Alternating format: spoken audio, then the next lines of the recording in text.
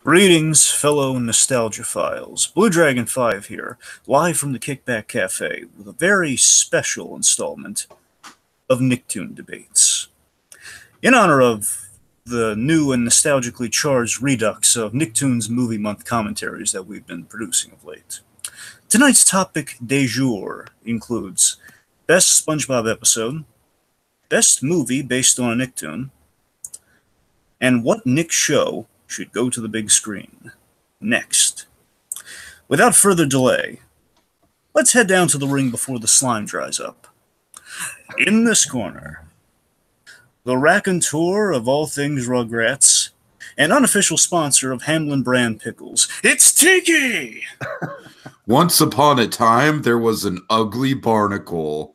He was so ugly, everyone died. The end. That didn't help at all. In this corner, the man who accidentally blew up Alderaan because he was secretly aiming for Planet Sheen and missed. It's SandyClaws! Thank you, darling, for having me. It's a pleasure to be here. Why do you have to miss, Sandy? What? What does Alderaan and Planet Sheen have to do with my name? Because they're both in space. I don't know. And in this corner, he's got a fish. He's got fish who grant his every wish, but in reality, he's Jacob Wile. How long? Hey, Dragon, what's up with these introductions? Well, the Planet Sheen was an inside joke. How long have I been ugly? Is that what he calls it? I'm ugly and I'm proud. All right. How we doing, fellas? Ugly and proud, Dragon. Ugly and proud. Yep. Okie dokie.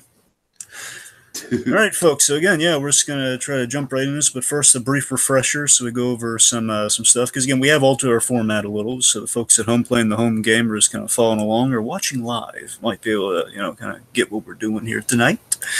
So, very simple. We got 3 rounds, which means 3 questions. In the event that everyone gets 1 or one person gets all 3 points, we will, hit the break glass in case of emergency option.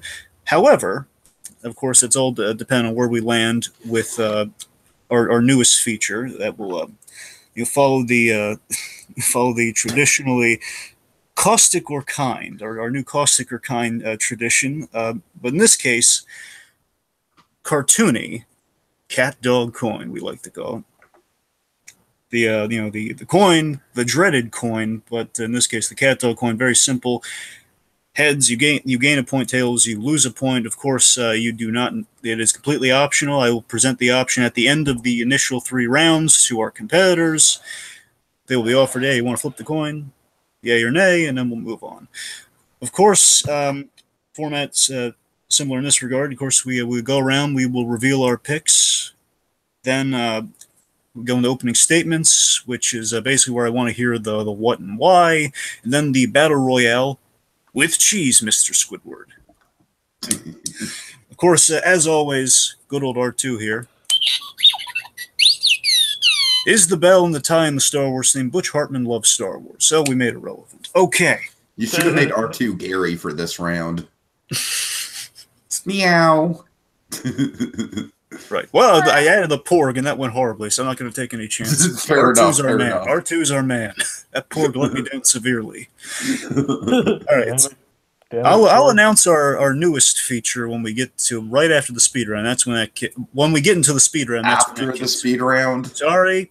When we get in right before we get into the speed round. I meant to. We'll it's like, oh god, we're trying to cut back on time, Dragon. Don't worry. It's I away with eager anticipation. Yeah. All right. Okay. Okay, so gentlemen, do you understand these rules as I have explained them to you here this fine evening? Roger. Affirmative. Jacob? Yes, sir. Yes, sir. Bob. Good man. Okay, now we go to the randomizer. Which hopefully isn't going to screw over Jacob this time. Alphabetical, therefore it is fair. All right, let's do it. This will determine the order for all 3 questions. Yeah. Why? I'll just tell you, Jacob, you must have ticked off a hacker. Elliot Alderson must hate This thing hates I watch me. every time they do the Disney debates with eager anticipation to screw over the one they call Jacob. I don't know if that's his real name, but I know I can't stand him. He reminds me of Tyrell. Man, Okay. I swear this thing's out to get me. Though I do suppose going first sometimes does have its advantages, I guess. Yeah. Very true. Okay, guys, you ready? Yep. Okay, Every darn time. on to the first question. What is the best episode of SpongeBob SquarePants? Wow. All right, my pick is Band Geeks. My pick is Squid's Day Off. My pick is Club SpongeBob. Okay. Sorry, was noting it down here. Of course, Sandy. Yes. Okay. All right, now, guys, here's what I'm looking for. Here's what I want to hear in the opening statements. I'm looking for, objective reasoning here, guys. You got to tell me, you got to sell me, why is this the best episode of SpongeBob SquarePants? Make your points firm and, don't wait too long. I don't want anyone, kind of drifting into the corner here. I don't want anyone just kind of taking a coffee break when we get to the phase where we're duking it out. In the opening statement, again, what I really want to hear from you guys, give me and the folks at home a summary of the episode and why you picked it. That's what I really want to hear in the opening statement. You got it? Yep. Okay, Jacob. All right. Of course, I have to go first again. All right, I'm sorry. Okay, I went with Band Geeks. In the episode, Squilly and Fancy Son Squidward's. I believe this is the first episode where he appears. Challenges Squidward to take his place as the lead composer for the Bubble Bowl. Sorry, And what ensues is that Squidward rallies the various crowds of Bikini Bottom, including all the main lead characters here, to perform in front of the Bubble Bowl and prepare in 1 week. And thus it goes as well as you can imagine. On the way, it seems like everything that could possibly follows Murphy's Law in this episode. Anything that can go wrong definitely does go wrong. Including flag twirlers hurling into oblivion, Plankton on the harmonica, and various brawls, including Patrick getting shoved into a trombone. When all seems lost, though, and Squidward seems to have given up, the group manages to do the impossible, to actually put on a show for Squidward's sake. What this episode manages to do is to be both funny, heartwarming, and epic all at the same time, and totally encapsulates the show's finest qualities, all in one neat little package. All right, so Squid's Day Off, I'm not going to beat around the bush. This is one of the most hilarious things I've ever seen. I could rewatch it over and over and over and over again. I have rewatched it 1,000,000 times. That's one of the qualities I love about it. Squid's Day Off, it's classic SpongeBob. It's based on, it's got some great Mr. Krabs humor in there. It's got some wonderful Patrick sparse, but he's used very well. And of course, the crux of the episode is the SpongeBob and Squidward dynamic, which is played greatly. The reason why Squid's Day Off is such a classic, of course, is that it's just a deconstruction of Squidward's own psychology. By the end of it, he's just completely lost his mind in a funny sort of way. It's not necessarily a Squidward torture porn, though. It's less mean-spirited than that. I feel like Squid's Day Off is sort of like, it hits just the sweet spot where it's crazy, it's bananas, it's got one of the best freaking punchlines of any SpongeBob episode ever that makes the whole thing like an 11-minute joke in a way, in a good way. But it's also, like I said, it's got all the ingredients of great SpongeBob. It's got the wonderful cast of characters. It's got the Krusty Krab as a main set piece, which is important because none of the other 2 episodes have that. I feel like Squid's Day Off is the most SpongeBob of these 3 SpongeBob episodes, simply put. Sandy? All right. For my SpongeBob SquarePants episode, I chose Club SpongeBob. Now, everyone, most people love SpongeBob because of the whole dynamic that Patrick, SpongeBob, and Squidward have, and this episode displays that perfectly. So after Squidward, Patrick, and SpongeBob are catapulted into the wilderness, Squidward is left to fend for himself in the wild, while SpongeBob and Patrick are blessed from the heavens by the magic conch, which they follow with complete stupidity. This episode has spawned several memes and is the source of some of the classic SpongeBob humor. It is classic. I've grown up with this episode and you watch it. Oops. I digress. It's a great episode. It's really great. Okay, now guys, I just wanted to note this real quick, and this I love about all your picks is right out the gate. I love that all of these are kind of SpongeBob in its heyday, all before the.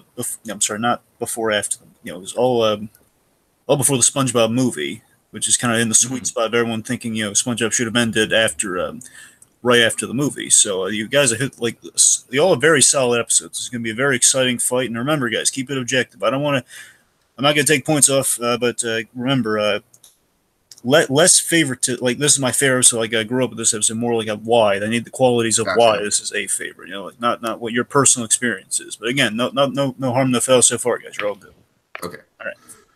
Fight. So Band Geeks, I feel, is a fundamentally very overrated episode just because of the end. Like the song, everyone loves the song. And it is fun to see all the characters working together. But I feel like the tone of the episode really shifts. To me, it's it's all about kind of torturing Squidward for the most part. And then, obviously, I feel like all 3 of these episodes, the Squidward torture porn argument is kind of moot with all 3 of these episodes, to tell you the truth. But to me, Band Geeks, I feel like sort of cheapens out at the end. It's a good song, but it's what's all the buildup for if they could just just get professionally good in one night? I don't really get it. With Club SpongeBob, like I said, I feel like fundamentally the big difference between Club SpongeBob and Squid's Day Off is the Krusty Krab. The Krusty Krab is such an important, integral element of SpongeBob, and I feel like arguably the funniest use of it is in Squid's Day Off, because Squid's Day Off, it's all about the Krusty Krab, and it's all about what SpongeBob can or cannot do at the Krusty Krab, what the capacity of his job is in Squidward's eyes. The thing, though, Tiki, is you used the term overrated. You didn't necessarily use the term bad. I mean, just because it's overrated doesn't mean it's bad.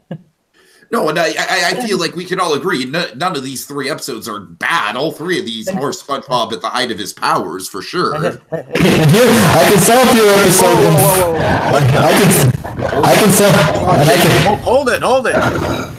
Whoa, Jesus Christ. Guys, that's not me, right? No. Jacob, there's something seriously wrong with your mic there. No, I think, Sandy, is that you? No, it's Jacob. What's going on? No, okay, it's definitely Jacob. Definitely. Okay, Jacob, you come in really apocalyptic right now. Yeah, it sounds like you're the voice of God right now. Hold on. More like voice of the rapture, but yeah. No. It's like the ending, it's like the actual ending of Red State. Jacob, why don't you leave and come back in? Because yeah, that's what I'm thinking. We'll take a minute to plug some stuff while you come back. Hold on. Okay. That'll work from our sponsors. Sorry for the ear rape, folks. Well, Dragon, would you like to tell everyone about the great web series that we've been covering, Harley and Joker versus the Real World? Yes, Harley Quinn and Joker versus the Real World is an excellent series on YouTube. I highly recommend it to everyone out there. If you like Joker and Harley Quinn, you want to see them done right, you watch this show. You do it right now. Just Giggle it. Go look into it now. All right, Jacob. Much better, Jacob. Okay, we're good. All right. And as I was trying to say, Tiki, I can sum up your episode in 5 words. Have you finished those errands? Yes, 5 beautiful words, Jacob. The thing about my episode is that it's simplistic, and that's what works about the episode. You know what I mean? It's like, yeah, there is an air of like, it's almost kind of like a Groundhog's Day style situation, but that's what works with the comedy. It winds Squidward up. You don't get the payoff of the episode without the repetition of, have you finished with those errands? Have you finished with those errands? It's all about the punchline. Like I said, this episode is essentially an 11-minute long, like incredibly well delivered joke. The punchline is, of course, that they could have been, they could have been closed the whole time. They could have taken the whole day off, and Squidward was worried for nothing. And so, you don't get that. That's what I love about Squid's Day Off, is that you don't get the payoff where Squid's nose just blows and he deflates. And to me, that is just the funniest shit. And you don't get that without any of the jokes lining up. It's like the jokes in this episode are like a perfectly shot bowling game. You know what I mean? It's like just a strike after strike. Andy? Yes. I'm just thinking of what you have to say. It's been a while since I've seen these 2 episodes, yours and Tiki's. I guess all I can really do is defend mine. I think it's a prime example of. I think these are all great examples of classic SpongeBob. But with Club SpongeBob, we're saying SpongeBob a lot here. SpongeBob SquarePants. I guess personally for me, this episode is just so rewarding because of how, I guess, much like Squid's Day Off, how Squidward just goes into this complete insane mode, while everyone else is laid back and watching his life fall apart before their eyes. I don't have much to say because what's that? And the great thing about mine, though, is like it subverts all that. It's like it shows, instead of like they show what they realize what they're doing to him, and then they realize that they come together. Squidward, for once, has, to quote the show, a sweet victory. I mean, all right. I mean, I don't personally feel that people watch the show to see Squidward succeed. I think it's just the opposite. They want to see him get annoyed. They want to see SpongeBob and Patrick succeed, and want to see Squidward not exactly, end up in a bad spot. But honestly, that depends on the episode too. I guess so. But I'm saying just that kind of classic Squidward doesn't get let off in a bad way. Just kind of like the ending to Bubble Buddy, which I think is a good example of how an episode like that should end. Just Squidward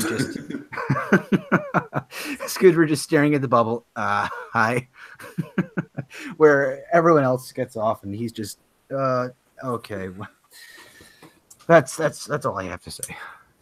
Okay, to me, the core difference between, not even the core difference. Like I already said, the core difference is the Krusty Krab location. But Club SpongeBob almost feels like a Diet Coke version of Squid's Day Off in terms of like the whole premise of Squidward slowly losing his sanity. Like, just look at the thumbnail. The thumbnail explains it all. Like, it's Squidward at the end of Squid's Day Off versus the end of Club SpongeBob.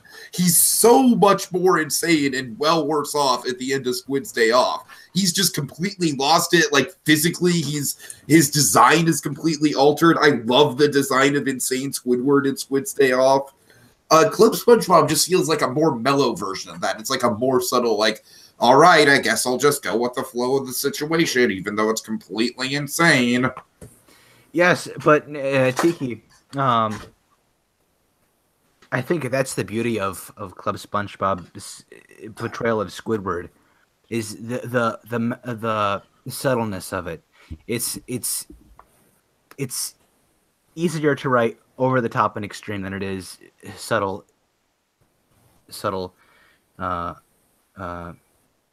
just mellowness, I guess, is the only word that's coming to mind. You know what? Neither of these two episodes have that this episode has a great Mr. Krabs set piece with the dime.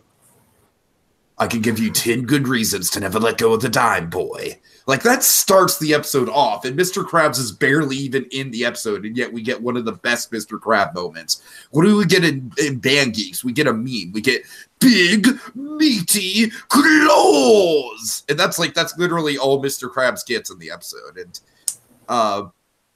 like I said, I think with Band Geeks, it's the characters they're spread a little thin, so it's like everyone gets a moment, but no one really gets to shine. Like, even SpongeBob, who comes in to save the day, is mostly in the background throughout the majority of the episode, which is always kind of, I don't know, to me, like the ending of Band Geeks, as I said, it's I just wish we would have seen a little bit more of it. Like, I feel like Band Geeks is the type of episode that could have been a special, because it's got the big musical number, it's got a really big plot, it's got Squidward, finally getting redemption. So I feel like Band Geeks could be a better episode if it had more room to breathe. Instead, it's like a little bit of the ending comes a little bit out of nowhere for me. It's like we see throughout the episode, we see them fail and fail and fail and fail and fail. And as I said, I don't really buy that they become like these professional rock star level musicians literally overnight. It's just, I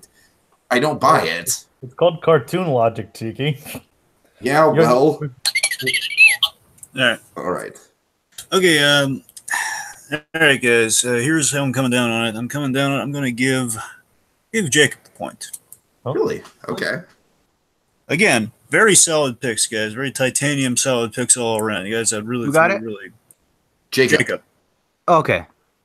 All three had really good episodes. Honestly, we're just a little bit of criticism, explanation. Briefly, is I feel you all could have improved a little more. I feel Jacob kind of fought it out most, though. I think he took kind of points that were lobbied at him, and he really kind of firmly planted his feet. The whole overrated doesn't necessarily mean it's bad. And the cartoon logic, I think, just was kind of a way of kind of putting into words, kind of cinching what I'm talking about. Tiki, I think you definitely, Tiki started the strongest. Jacob fumbled on the opening. The problem with Tiki, though, this one is to keep in mind too. Tiki kind of took a cheap shot with the thumbnail. I didn't appreciate that. Really? Well, I think using the thumbnail against against Sandy. I know you didn't really use it against Jacob, but using it against Sandy the way you did. I don't know, because I still at the same time I wish Sandy would have jumped on you for that, but he didn't. Why? That's kind of where I'm at. What do you?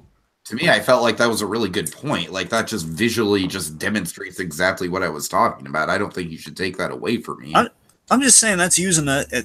Well, I'm saying it's kind of for both of you here. One, I feel it's a bit of a cheap shot. Well, mainly Sandy, he didn't. He could have called you on what I'm trying to call you on here is that. It's kind of using an image out of context, and I think Sandy easily could have said, literally, this is the end of the two episodes, Dragon. I could have just said, look at Squidward from the end of the two episodes. It would have been exactly my same point. Not exactly the end of your episode there, because he does not missing the nose, he's not the flavor. Okay, well, yeah, honestly, but Dragon, I didn't have a problem with it. It doesn't really matter. We should probably just move on. Dragon, is that the reason why I lost the point? No, that's not the reason. I'm just saying that's okay. Good, then I won't contest it. All right, I'm just saying it's something to keep in mind. Okay. All right. Anyways, okay. round two. Round two. What is the best, in light of NickToons movie month, what is the best movie based on a NickToon? Now, this has to be a film that got a Nick series, so yes, Jimmy Neutron and Barnyard count, so it's not just the whole, like, hey, wait a minute, Jimmy. Just the show, we include all bases here, with the exception of Rugrats, the movie, because we kind of did a question similar to this, where Rugrats, the movie, was utilized, and we kind of thought we'd spice things up a little, shake things up a little, not go, not include the original Rugrats movie, but every other movie, at least 8 options, were on the table for this. So, who has what? Due to basically no other good options, I went with Sponge Out of Water. I went with the Wild Thornberrys movie. I went with SpongeBob SquarePants the movie. The first one. Yeah. All right. Opening That's right. statements. Yep. All right. Okay, sorry. I'm just prepping my thoughts. The SpongeBob movie, the Sponge Out of Water, came at a time when SpongeBob was actually, frankly, almost at its worst. But this movie, like the first one that came before, this movie actually signaled a positive. While the first one signaled a change for the was followed by the worst seasons, this actually signaled the beginning of something positive. Like it re-railed back the characters back to their original selves. And like Patrick wasn't a jerk, SpongeBob was a bit smarter than he was. Even Squidward got his days, but Mr. Krabs wasn't as like the pretty much money grubbing lunatic that he was in the later seasons. He didn't like go after pennies mercilessly like he did before.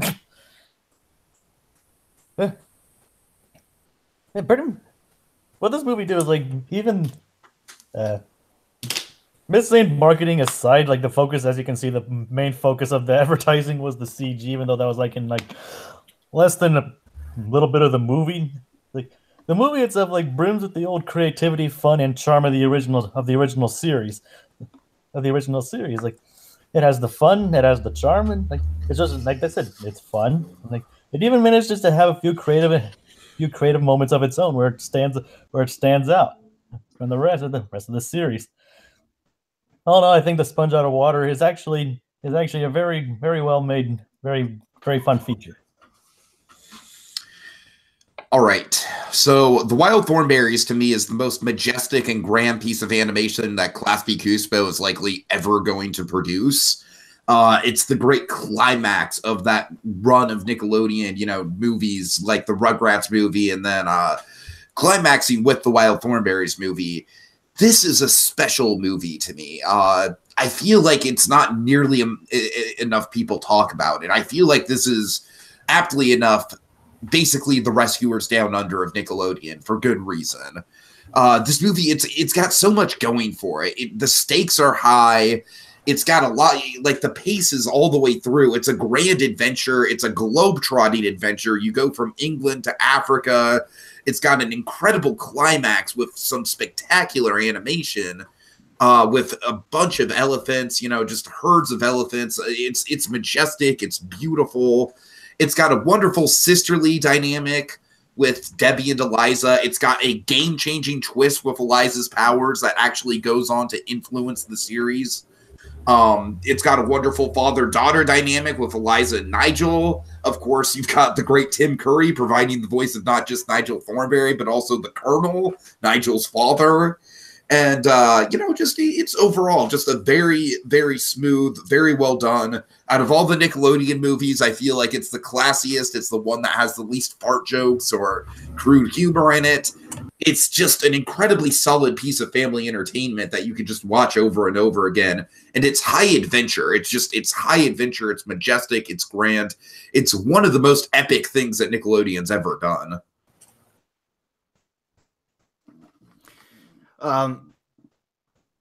SpongeBob SquarePants the movie. Okay, this is solid SpongeBob SquarePants material. Okay, the movie has some amazing world building, featuring a story that's a lot more solid than a movie like Sponge Out of Water, along with practical effects. Practical effects, guys, and it works seamlessly. Such a television to cinema animated feature film with it has some great quotable moments. Pardon my stuttering. Great acting, memorable songs, and spot-on humor. Honestly, the SpongeBob series leading up to this movie set a high bar, and the film went above and beyond my expectations, at least. Okay, I'm sorry. I sound like a hillbilly. Which is, of course, just one reason why this series should have ended upon its release. Very, very solid film. A solid Nickelodeon film, at least. Okay, boys. Fight it out. All right, Tiki. Honestly, I think I find it hard to debate the Wild Thornberries movie because that's something I've grown up with, and I really like it. I've never loved it because I've never loved the series, but I have to agree I knew from a very early age that was a really solid film. But the thing is that I feel the SpongeBob SquarePants movie, mine. Sandy, you and I both have really good choices. Keyword: you and I. Jacob, I'm sorry. I know you got left out when it comes to the picks. You were cheated out. Just I'm glad that Jacob got the first point out of fairness, because this really isn't a fair fight. Sandy, I think you and I can respectfully just as boxers just meet each other in the middle of the ring and be like, all right, we're both heavyweights here. Well, tell me, was the Wild Thornberrys movie, did that get a theatrical release? Yes, it did. Yeah. It did. It did. Okay, wow, I never knew that. Uh-huh. I thought it was straight to DVD. Nope. That's really great. That's really great. What I was saying before is I think with SpongeBob and Wild Thornberrys, obviously they both have very, very different types of storytelling, and the whole shows are basically very, very, very different.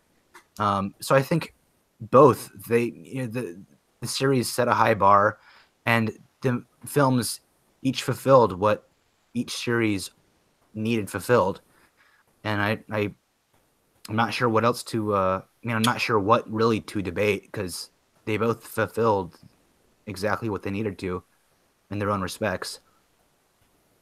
Well, Sandy, you are so respectful, sir. You're so respectful. It makes me sad that I'm gonna have to tear your selection apart. Okay, go ahead. All right, so Sandy, I feel like Wild Thornberrys is far more it's far more true to the original show than the SpongeBob movie is. The SpongeBob movie is great. Don't get me wrong. It's wonderful. I feel like there's some key things in the SpongeBob movie that keeps it from being a perfect representation of the show, the same way I feel like the Wild Thornberrys is essentially like the blue mask of the Phantasm, highest caliber the show's ever gotten. With SpongeBob, as good as the movie is, I don't feel like it's the best that the show ever got. And I feel like, there's a little bit too much emphasis on the new characters like Dennis and King Neptune and Mindy. I feel like they take up too much screen time, and then it's left I wish we would have had more stuff with the other characters. I feel like a lot of characters in the SpongeBob movie get sidelined. That's always been my main problem with it. Even Squidward doesn't have a ton to do. He is kind of the main de facto person who goes against Plankton, but even his story is kind of sidelined compared to SpongeBob and Patrick. Jacob, are you just sitting out? Have you just given up? No. Okay, I'd like to hear some defense from you, Jacob. He's plotting. Okay, well, Tiki, I'm gonna not to cut you off, Jacob. I'm just gonna have to say something about this whole thing here. I'm gonna sound like a blood-sucking businessman when I say no, really, when I say that the SpongeBob SquarePants movie provides it's much more enjoyable for a children's demographic, where Wild Thornberrys is taken a whole lot more seriously. It takes itself a whole lot more seriously, and therefore can't be enjoyed as well as something like SpongeBob can. And even look online, even Rotten Tomatoes agrees with me. It's a much easier film for a younger audience, Nickelodeon audience, to enjoy. Okay, just because a film is more agreeable to kids does not make it a better film, subjectively or objectively. Again, I'm sounding like a greedy businessman. You realize the fallacy in that argument, right? The Emoji Movie, it'll appeal to kids. It's got bright colors. It's fast paced. It's not thoughtful at all with what it's trying to say. Are you trying to say that the SpongeBob movie is the Emoji Movie, Sandy? Is that really your argument here? Is that what my opening argument said? No, it is. No, I'm just Jacob, why don't you take some shots? Yeah, Jacob, seriously, I need to hear something from you, man. I honestly think that don't get me wrong, SpongeBob, the first SpongeBob movie is great, but I feel like the Sponge Out of Water actually encapsulates a lot more of the original charm of the original series did. And it actually signaled a positive change in the new series in the ongoing seasons afterwards, as Steven Hillenburg actually returned, and the new season episodes actually began to bring back the good episodes again. Like whereas the first SpongeBob movie, they continued to run into the ground. They're at least trying now after the release of Sponge Out of Water. All right, Jacob, I think you have it reversed because I think the SpongeBob movie, the Sponge Out of Water, signified the end of a bad series, but in that statement, the movie itself was bad, and going from then on, the series was decent. I remember when Sponge Out of Water movie, so you don't have much room to talk. In what regard? What are you talking about? Because everyone knows SpongeBob after the movie sucks. Okay, well, that's not what I'm talking about here. I remember when Sponge Out of Water came out, I went and I got it on DVD. And I went home and I watched it. Actually, I went to my cousin's house and watched it with them. And we are all, they are massive SpongeBob fans. They have seen every episode. They can quote every single line. They are huge SpongeBob geeks. And we all sat and watched the movie, watched it all through. And at the end, our mouths were just hanging open. And we had to think about what in the world we just watched. Because it was not what it was not what it was advertised as, basically a 3D film, which you stated. That's actually what I actually didn't mention that, the missing marketing aside. So okay, I did. So fundamentally, I feel like Sponge Out of Water it suffers the problem that Wild Thornberrys and the SpongeBob movie don't, and that it essentially feels like episodes of the show strung together, right? Like, really, out of any of the NickToons movies, besides maybe the Hey Arnold movie, which was a TV movie to begin with, I feel like Sponge Out of Water suffers from that the most, because it really, like, all three of the acts just feel like different episodes of the show, like different, like, extended 20-minute episodes of the show. That's really the fundamental problem with the Sponge Out of Water movie. It's forgettable. It's just forgettable compared to the SpongeBob movie, really. And honestly, I can't remember what in the world. I can't either. I really can't either. It's like Antonio, all I remember wants to open a fast food chain or something. All I know is there was 3D in it, and most of the film was 2D, and I can't remember anything else. I know there was some dolphin that made no sense at all, some kind of magic dolphin that rapped at the end of the film. Why? Because they wanted to take advantage of epic rap battles. I'll throw a bone Sponge Out of Water's way is that it's a good Plankton story. I'll give it that much. There's some good SpongeBob and Plankton in it. Okay. Honestly, I think it has also says a positive message that, like, the unlikeliest of friends come up from anywhere. I mean, look at us. I mean, that. And then, yes, Jacob, Sponge Out of Water is an amalgamation of our friendship. I'm glad you feel that way. Please, no. No, that's not what I said, Tiki. I know. I'm just the only thing is, like, Brimstone has a lot of creativity and very great moments on it as well. Is that it actually, like I said, it actually feels the most like the show it's trying to represent. Okay, let's talk about feeling like the show it's trying to represent, because that's one of the things, like I said, that kind of holds the SpongeBob movie back, is that it doesn't feel enough like the show. To me, it's kind of regarded as like the culmination of the show, but there's a lot of stuff that's different from it. There's the whole Goofy Goober thing, which was never once mentioned in the show until the movie, and then suddenly it's a huge part of the movie. As Sandy mentioned, it does do some good world building, but like I said, it does world building at the expense of feeling more like classic SpongeBob.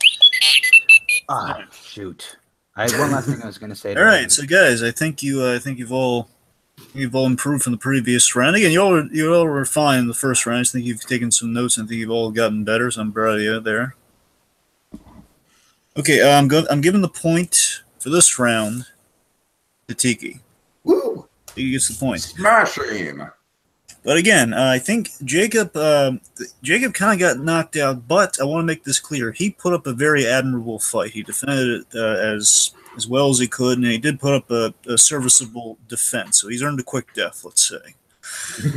Anyway, Tiki, I think Tiki just kind of fought the most, and he kind of fought the most virulent. Sandy, he really started softballing until he complimented everyone too much. That's really You kind of, I think Sandy kind of got blinded by nostalgia love, and it's a real shame, Sandy. We've all been there. We've all been blinded by our nostalgic love. So I don't blame you. It's not nostalgia love. I mean, I don't really have a whole lot of nostalgia love for the Wild Thornberrys movie. It's just a good movie. That's just long and short of it. Yeah. However, I will say, and I can say I kind of got the short end of the stick here. I mean, especially considering we were just limited to TV based movies. right. I tried my best though. I mean, you guys all you did. had Rugrats in Paris. You could have picked. I haven't seen any Rugrats movies. All right, sorry. Well, whose fault is that, Jacob? Mine? Okay, the point is, just to give credit where credit's due again, I'm just kidding, Jacob. It's not your fault. Sandy did help. I think Sandy worked marvelously on a team up, but again, when it comes down to the last man, that's where kind of Sandy faltered. So again, you all did put up a really serviceable and good fight all around. So y'all should be. Wild Thornberrys deserves it. I commend you, Tiki. Oh, thank you, Sandy. All right, round 3. You ready? I'm ready. Okay. I'm ready. Okay. I'm already nervous. Out of all 3 of the questions, this is the one I have the least confidence in. Thinking of the future as we bask in our theatrical nostalgia of late, which Nick series should get a theatrical treatment? Otherwise, which Nick show should go to the big screen next? I went with the Avatar franchise. I went with Rocket Power, specifically with a Pixar-style 10-year time jump. They're in college now. Yeah. Cat Dog. All right, very interesting picks. Okay, before we go into it, again, just so I can say we made sure we took this into account. Of course, I was looking for a show that does not have a theatrical film currently or in development. So there's no... so and with Avatar, of course, it has not had an animated theatrical film. Yes. That's I will not use that argument against Jacob. Which, that surprises me, actually. That really surprises me. Also, that's why Dora the Explorer and the Loud House were not included. Also, I just want to say before the debate begins, can we just all agree that like the last Airbender movie just sucked and it shouldn't be held against Jacob? Yeah, sure. Yeah, definitely. Okay. Honestly, can we at least pretend the movie doesn't exist for? No, yeah, I think for the we sake all of do this that argument, anyway. yeah, So how is that different than any other day? Right. It's like we get one view, and that one viewer is like the biggest fan of the Avatar movie. I'm unsubscribe. Oh, there's no fans of the Avatar. All right, okay, last thing in the opening statement, guys. Give a reminder of your series, just for the folks out there, and so in case anyone isn't like up to date on this, give basically give a refresher on the show in your opening statement before you get into your pitch. All right. All right. Okay. So I should explain basically what my show is about. Because I'm kind of using the franchise as a whole as the basis of my argument. I'm saying the minute pitch, the sentence pitch. Basically what just a little refresher, what the heck is this show? If I were to tune into it, what is it? That sort of thing. Okay. My series is set in a world where various people, where due to various disciplines, people are able to bend elements of air, fire, water, and earth. Most of these people can only bend one element, but the Avatar itself, or himself or herself, are able to bend all 4 elements, and even through the use of Deus Ex Machinas, do various other things. That's one thing I will acknowledge. The series does have a big use of Deus Ex Machinas. But my idea, though, is actually taken from an episode or so of The Legend of Korra. Actually, it's talking about the story of the first Avatar.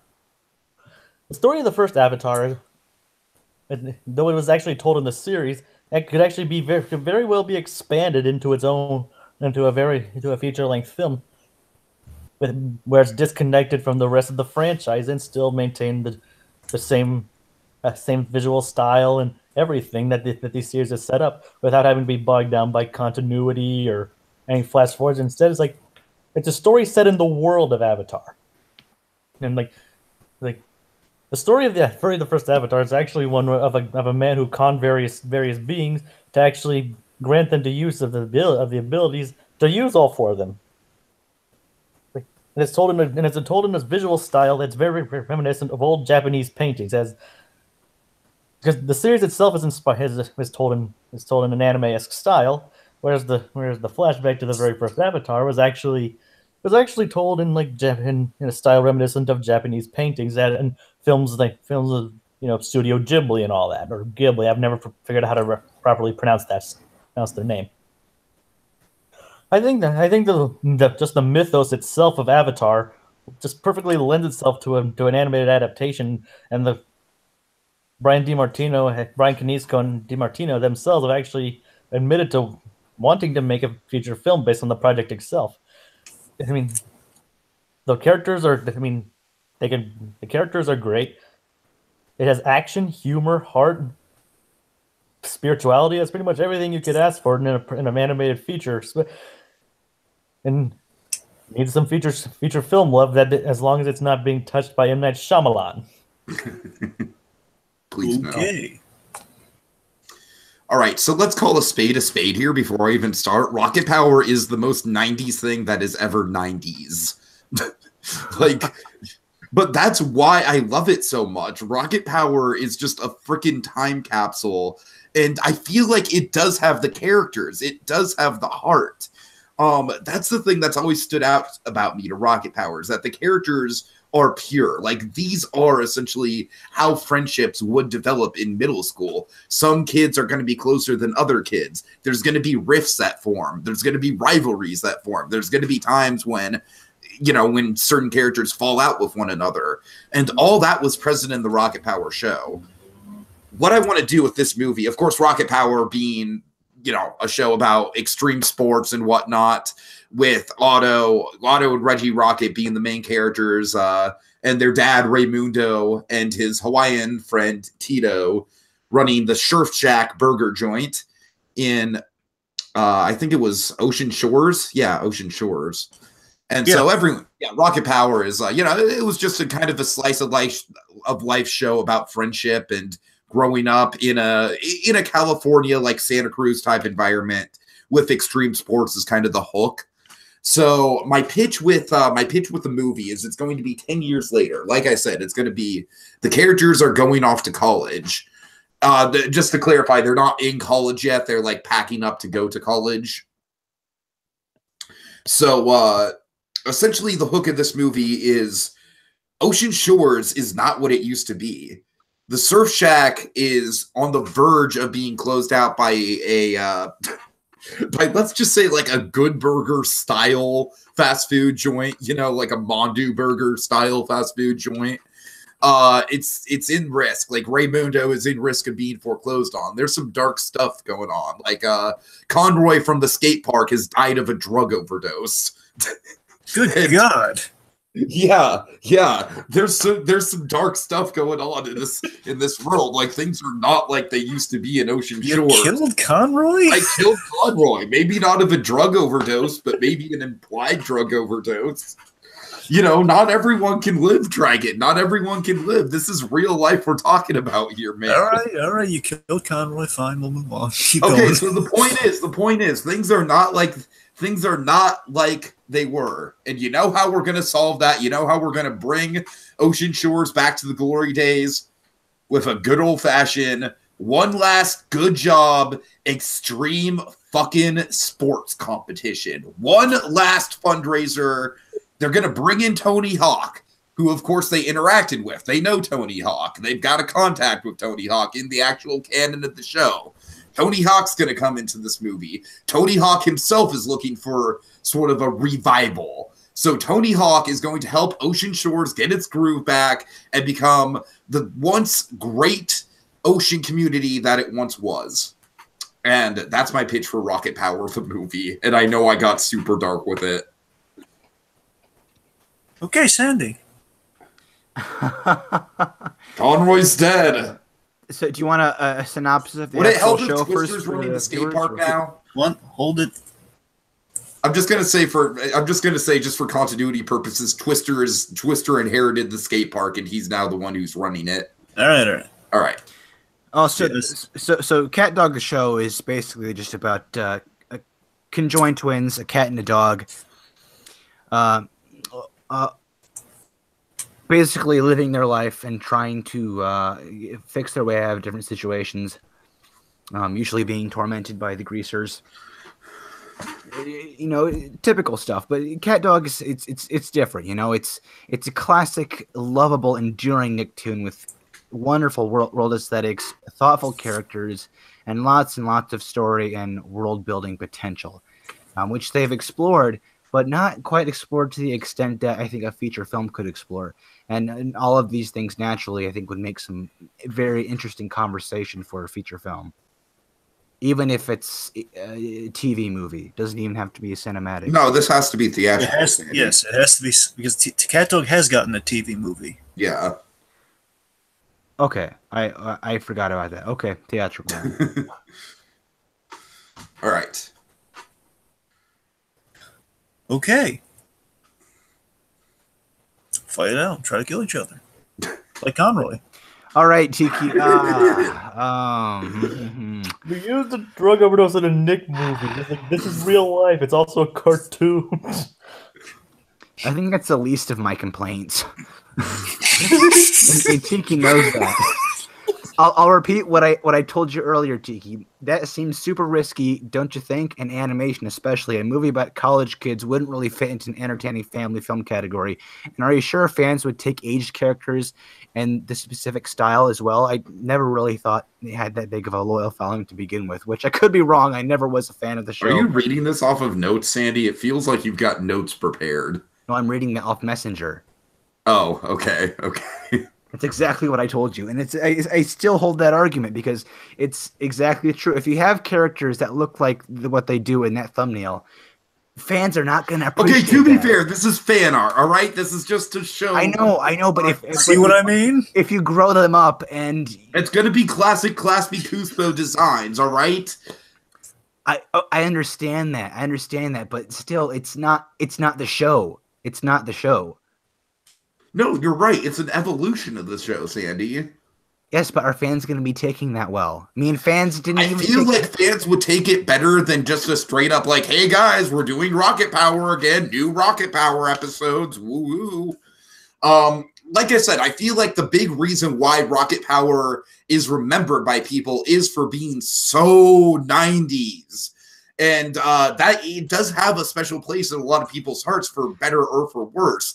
Okay, so, then you chose then you, I guess for that very reason, you decided to go with the ultimate stereotype of one big fundraiser. And we yes, can because that's Earth. exactly what Rocket Power is, Sandy. It is that's exactly the type of story that you would tell with Rocket Power. The boldness isn't like some convoluted story with all these intertwining character threads. The boldness comes from the dark choices and the 10-year time jump.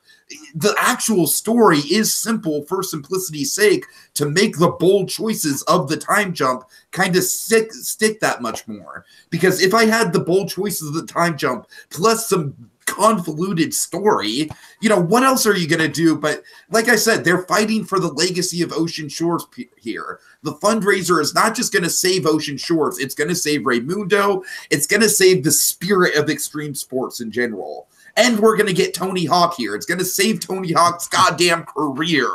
Okay, I Which get it. Brings a meta element to it if you think about it. If this was maybe a TV special, that'd be one thing, which I don't think that even that would work well. But for a cinematic film that's being released worldwide, and you're taking characters from a show that's not even currently running on television, airing on television, aging them up, and then putting them in a film with a story that could be thought up by an elementary school girl, I don't think it's going to sit well with fans or families going to see it. Should they see it? Are you saying that families are going to take the Conroy thing as a great opportunity to teach their kids about the dangers of drugs? Forget the drugs. This is about the actual film itself. All right, so Jacob, I want to address your thing. I simply think that your pitch is too convoluted. Like Jacob is like basically like the opposite of my pitch, where my pitch it's like, yeah, it's got somewhat of a risky setup, but the plot is simple.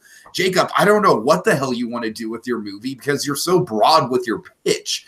I don't really have a good idea. Like, are you going to set it in the like? There's so much mythology to Avatar that I feel like a movie that's not set in either the Last Airbender timeline or the Legend of Korra timeline, like okay, yeah, like people might be a bit confused by my time jump and everything, but like, is there even going to be characters from either show in your movie, Jacob? Is it going to be like a mix of the two timelines? I don't get what you're doing here. It seems a little too ambitious. Avatar has always been very convoluted to me. I mean, I think just in general, not to me, as a show as a whole, very convoluted. I don't think that's going to lend itself well to a feature film.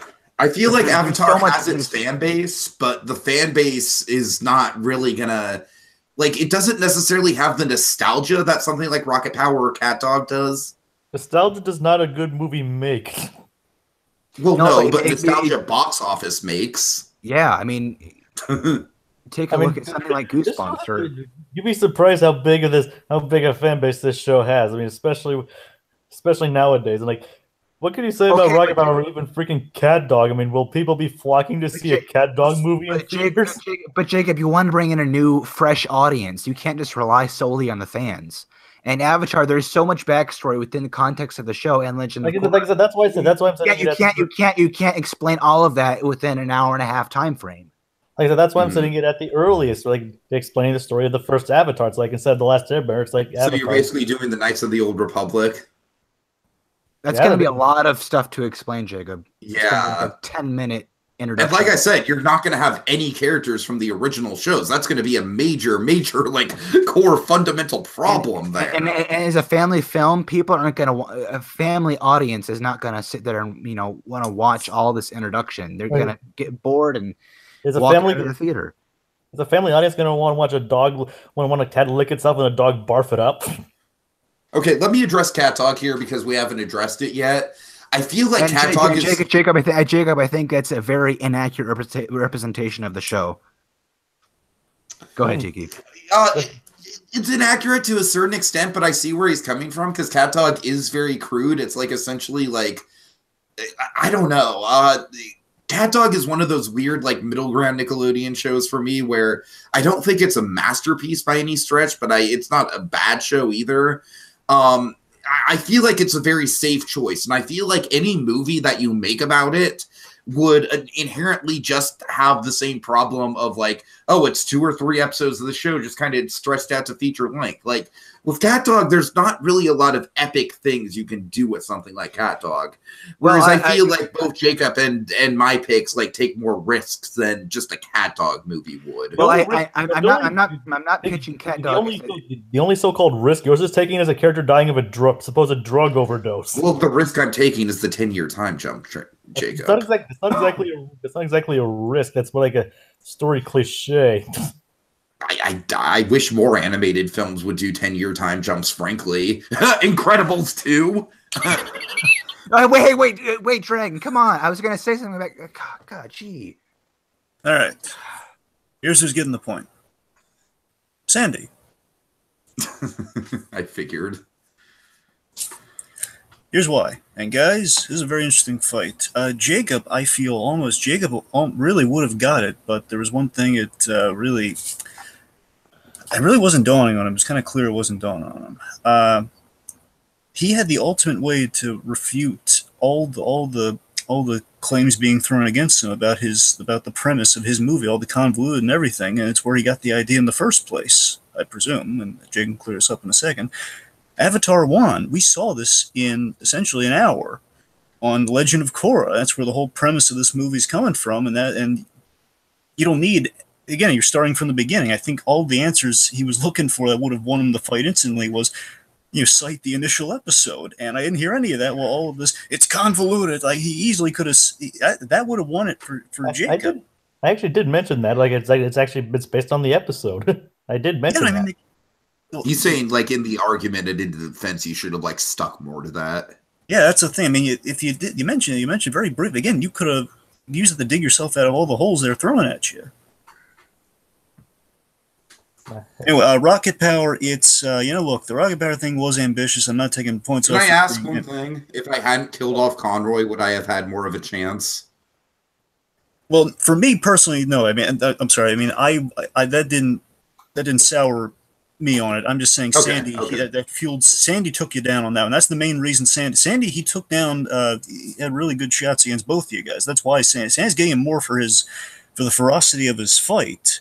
And Tiki accidentally kind of, again, he didn't win it for him, but he seeded a path for Sandy. It was a safe choice. It was basically it was a safe choice that Nickelodeon's done before. It's kind of what Tiki set up, and it's the fact that Sandy he kind of put up the best fight is kind of why I'm giving it to him. So again, All Sandy, right. yeah, it's where we're All right, it's tied. All right, because I never got to finish what I was going to say. I was pitching this as a 3D animated film like Charlie Brown or Captain Underpants, and I never got to expand on that. Oh. Why did I get the point, Dragon? Like you have He just elaborated on that. Oh, Because you had the best takedowns. I'm sorry, I was researching who Conroy was. Conroy is the guy who runs the skate park, Dragon. Right. Sandy, the Jamaican guy. So just in a nutshell, why did I get the point? You fought the best. You fought the hardest. You were... Don't make him regret giving you the point in the first place, dude. Just go with it. Okay. Hey, give the point to me. I'm tempted. But anyway, let's just. Okay, everyone has a point. Sandy, tempt him more. Okay, look, everyone has a point, so now you all have the. Speaking of cat dog, you all are presented with the option of utilizing the cat dog coin. Oh boy. So let's go to let's go to it in the order here. Jacob, would you like to use the coin? This usually ends badly for me, but I'll go for it. All right. Okay. Remember, folks, heads gets a point, tails loses a point. Remember that, folks. Heads. Oh! All right, Jacob now has 2 points. All right, Tiki, would you like to flip? Huh. You know, I'm gonna be strategic here and say I'm not gonna flip. All right, Sandy, what about you? Well, three's the charm, so flip it. All right. Let's see if my strategy pays off. Oh no. Okay.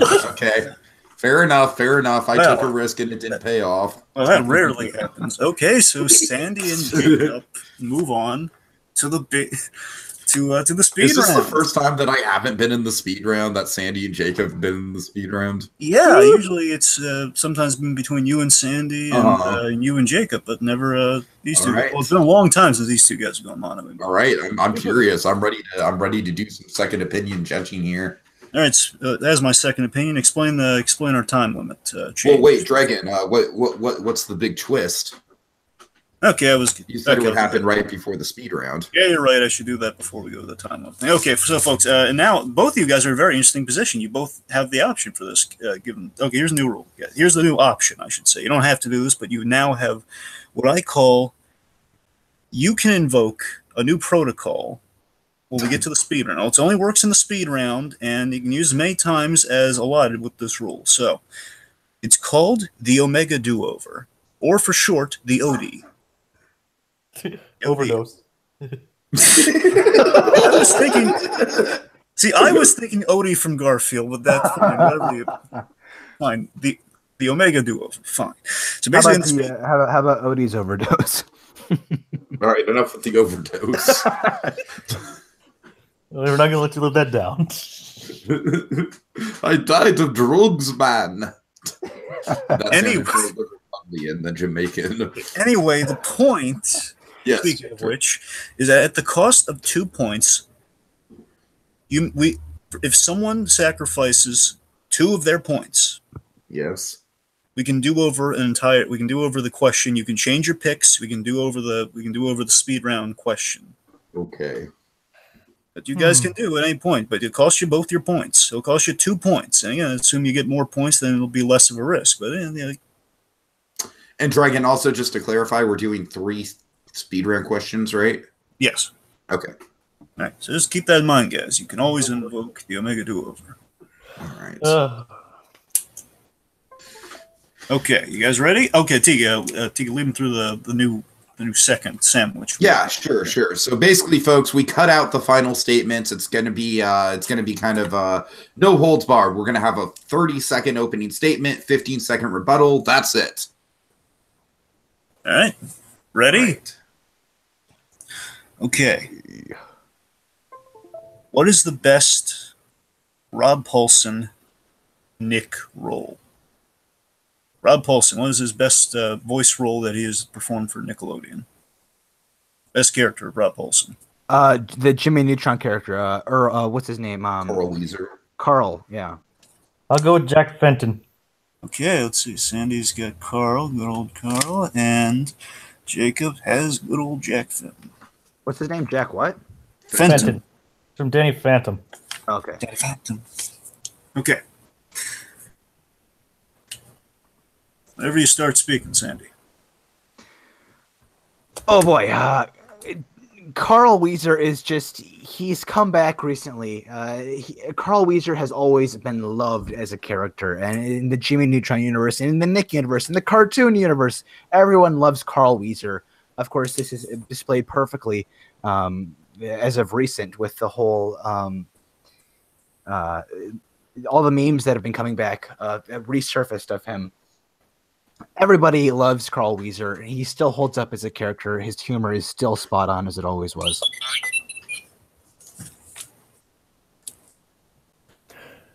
You see, Jack Fenton is actually kind of when I realized he was voiced by Rob Paulsen, they kind of threw me for a loop considering a lot of his voices I grew up with are actually more higher pitched. Like Jack Fenton, not only that, is like he's a very well-rounded three-dimensional character. He's like, sure, he's a bumbling buffoon and an idiotic dad, and sometimes, but he always means well. He's always trying to do his best. And no matter what, he always protects his family and his children. He puts them first, and he's an all-around very well-rounded and fun-loving character and fun to watch.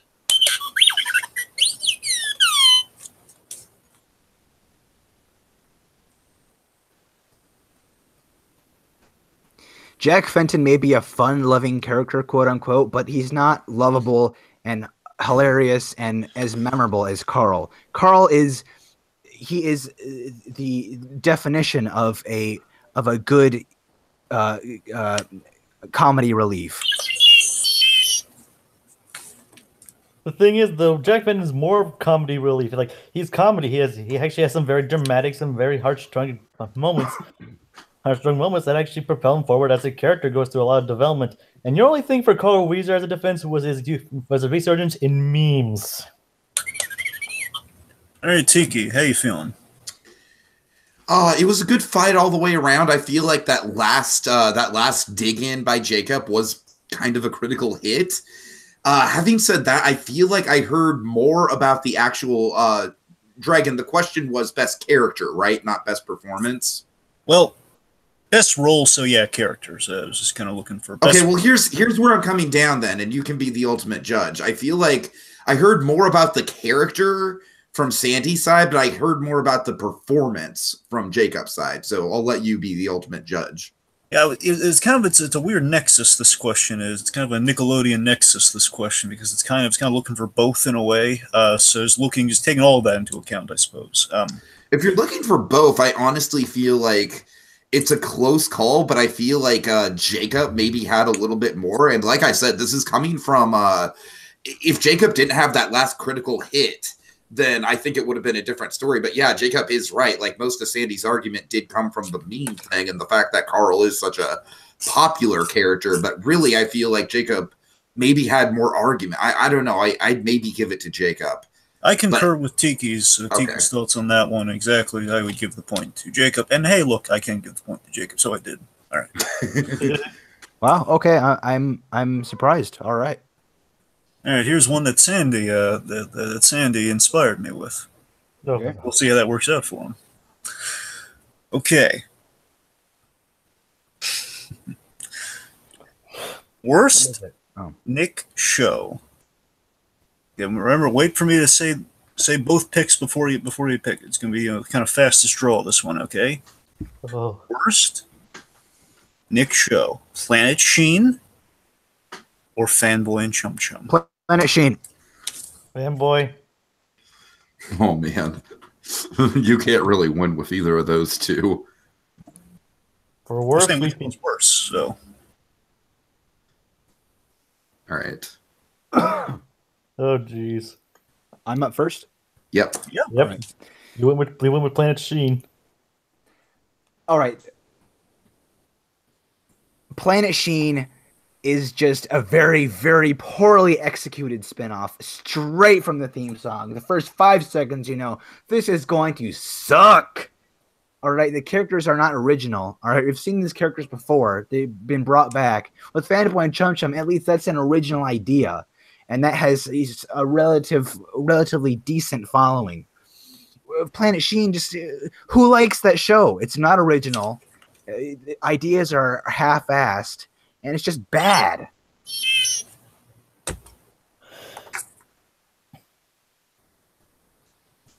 At least Planet Sheen has a theme song. Fanboy and Chum is basically like a bunch of noises over and over again about these so-called characters. I mean, sure, it's original, but they're not exactly what you'd call good characters. Any sense of the word. Oh God. At least Planet Sheen has some redeeming qualities with its characters and everything, but like, Fanboy and Chum's like its characters are deplorable. So are its themes, its theme song, and pretty much anything that came from it. It's like it's abomination and called itself animation. I'm going to give Jacob 5 seconds more. I'll give just 5 seconds more because there was an audio disturbance there. Where did you leave out? I mean, where did you not hear me? Like near the end? Kind of in the middle. Yeah, kind of in the middle. So you get 5 seconds. Everything about it is bad. The characters themselves and everything. Like it's an abomination that dares to call itself an animated cartoon. And that would describe Planet Sheen perfectly, okay? Fanboy and Chum Chum does have a relatively catchy theme song. I think you're very, very wrong. I'm sorry, Fanboy and Chum Chum. Planet Sheen, it's just some black guy saying a bunch of stuff about Sheen that doesn't make sense. The show is horrible. My madness extends beyond the theme song. And basically, Fanboy and Chum Chum sing along is a bunch of screaming. It's like, we wear our underwear and all that. Like, it's like, and the character, like I said, the writing is borderline trash. Like it's like, oh, what, like, oh, that's terrible. We'll use it. Tiki. It's tough. I feel like Jacob gave more examples, like more specific examples of why it's bad, whereas Sandy was more, kind of broad with his arguments. So I don't know. I'm kind of leaning towards Jacob, but I feel like it was well thought overall. Jacob talked a lot about the theme song.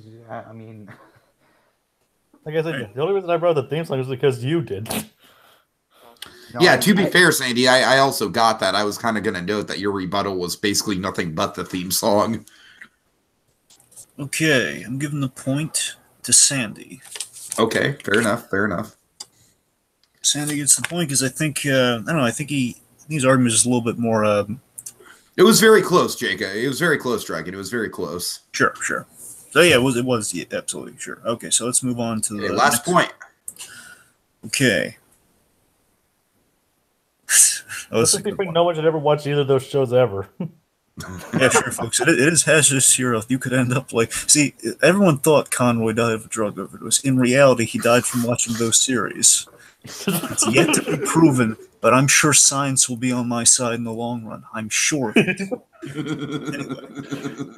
Curse you, medical science, for taking so long. Anyway, so... Hashtag justice for Conroy. Yes, and also there's another hashtag. Not Kevin Conroy, Conroy from Rocket. Oh, God. All right. Okay, anyway, hashtags aside. Okay, this is a good one. I think Tiki's going to really enjoy this. Yeah. Tiki actually kind of helped install. This is a regular argument between Tiki and I. So, not an argument, regular discussion for Tiki and I. So, this is a fun one. Worst Nick parent. Oh boy. Hmm. Oh, if one of you doesn't pick the one I'm thinking of, then you're just wrong. Mr. Turner? Okay, well, that is a good one. That is a good one. All right, Jacob has Mr. Turner. Wasn't the one I was thinking of, but...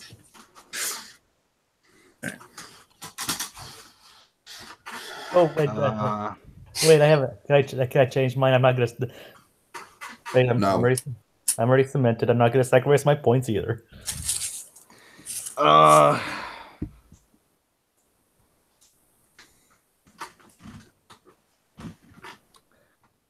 Mr. Krabs. Okay. It's unconventional, but you'll see. Well... Can I just say my other pick before I go into argue for my character? Sure. Who was your other pick? Firelord Ozai. All right. Guys, there's one thing I should mention. So here's what something I'm looking for here. But while I was looking for that, I did find there's a little smudge, kind of like Arnold's last name. There's a little smudge on the question. The question actually is best Nick parent. Oh no. Yes. Question. Come on, come on. That's a huge difference, Dragon. Come on. Yeah, that's the point. That's the point. Oh, that's the twist. Okay. Yeah, that's the twist. Oh, come on. You just basically... No. You guys have to go with the ones that you chose. Yep. Oh, I see. Okay. Can I just forfeit now? No, don't give up. Don't give up. Well, again, you technically, at the cost of 2 points, you could. So Mr. Turner versus Mr. Krabs. Yeah, like I said, if I use my 2 points, I'll be down to nothing, and then I'll lose anyway. Yeah, Dragon, actually, I don't think mathematically that twist makes sense, because if you use 2 points, you can't catch up. I would say, like, sacrifice 1 point. Well, it's a little less exciting, but you know. But if Jacob gets to choose a different character, then he knows he has to. Yeah. But then that's kind of defeats the entire point. All right. Because I'm getting the sense you don't like the Omega Duo race. Well, no, it defeats the I point. feel like it not needs fair some to me. workshopping. Right. Well, again, be applicable for this round. Okay, well, fine. Just for context, though, I did come up with that one. We used to have 5 speed round questions. I didn't take into. I think it works better with 5 speed round. Yeah, questions. sorry, folks. We'll workshop that anyway. There's nothing good I can make for this argument. Oh, yes, you can, mister.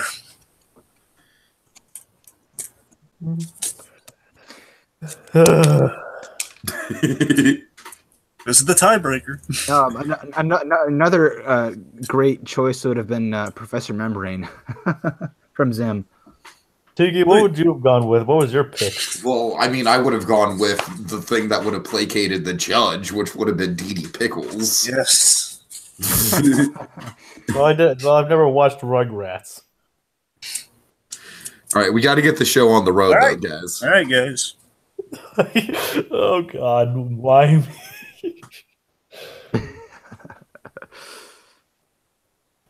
I'm a little teapot short and stout. Oh, come on. That's my line. That's Tiki's line. And technically, Jacob, you started speaking, so... Yeah, I know. I see the timer. Like, there are some redeeming qualities, like it's shown, like especially like the things like channel chasers and things like that. It's actually shown that deep down they actually do care about their son. It's like they did it for the best and everything. That's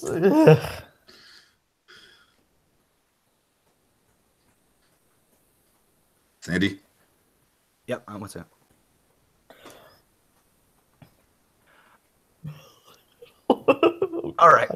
All right. So, Mr. Krabs, I think Mr. Krabs isn't the best of individuals, but he is a great father. And reason being, he prides himself on his daughter. He's not ashamed of her whale-like appearance. and they have a great bonding connection. Of course, one classic line from the show is, "Open up, Daddy, it's time to take the pill." "Barnacles, I don't like the pill." So it shows that they both care for each other, but they're both willing to, listen and interact and have a decent respect for each other.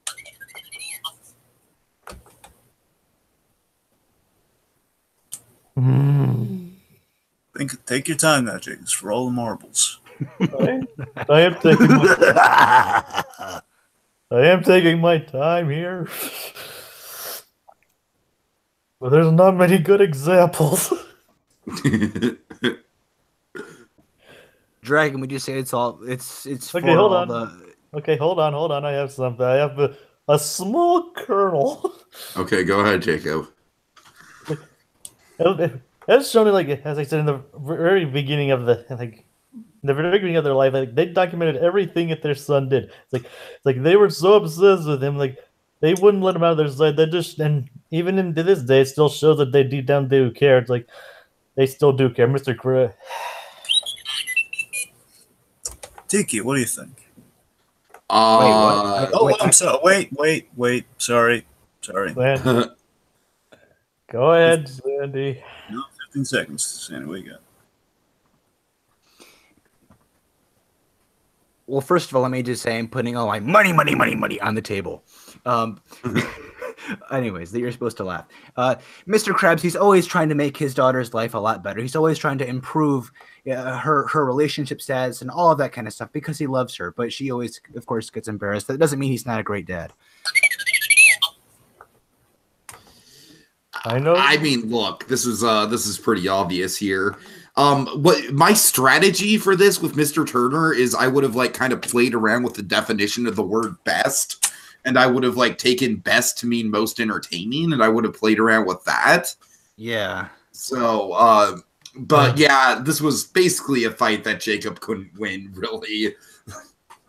I should have gone with those. At least I could have made some good arguments. Yeah, right. Well, it's funny because I would be curious, Sandy, what was your argument? Because honestly, I feel like Mr. Krabs, for all his irredeeming qualities, he's a pretty darn good dad. I don't feel like he's ever been portrayed as a bad dad. I'm very glad. So I feel like Sandy kind of lucked out with that twist. Yeah, I now that I was kind of oh wait, what have I? I feel like Mr. Krabs would fit better with best Nickelodeon dad, instead of worst Nickelodeon dad. Yeah, I started thinking about it and realized that he was a pretty good dad overall in the show. Yeah, so Sandy wins. All right. Hey! Judge here. I gotta make the call. Okay. All right. Face it, Dragon. Could I have I'm dying with anticipation, Dragon. I've taken a lot of time to deliberate here, and I'm gonna give it to Sandy. No. Right. I call for a revote. You call for a revote? I call for a revote. What you mean? You demand a recount? Hey, whatever. Congratulations, Sandy. Yay! Where's my money? I think this might be a first, one of the few victories Sandy has under his belt. Genuinely, look at him go.